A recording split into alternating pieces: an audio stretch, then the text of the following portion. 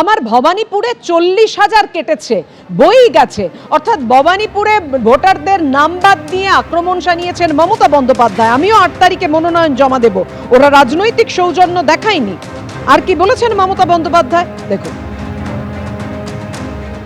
ভবানীপুরে 40,000 কেটেছে, বই গেছে আমার, আমিও 8 তারিখে মনোনয়ন জমা দেব, ওরা রাজনৈতিক সৌজন্য দেখায়নি।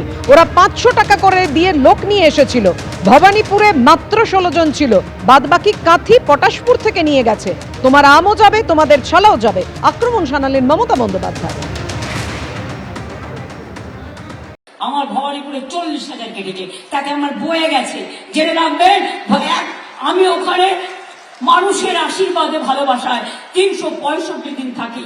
আমি বসন্তের কোকিল নই।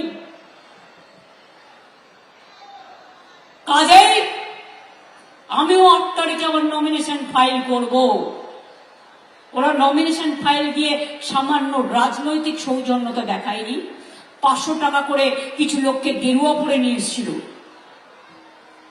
লজ্জাও করেন একটা লোক নেই। ভবানীপুরে মাত্র 16 জন ছিল, বাদ বাকি সব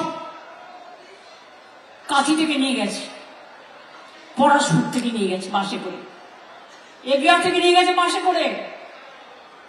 আমি বলি শুনে রাখো,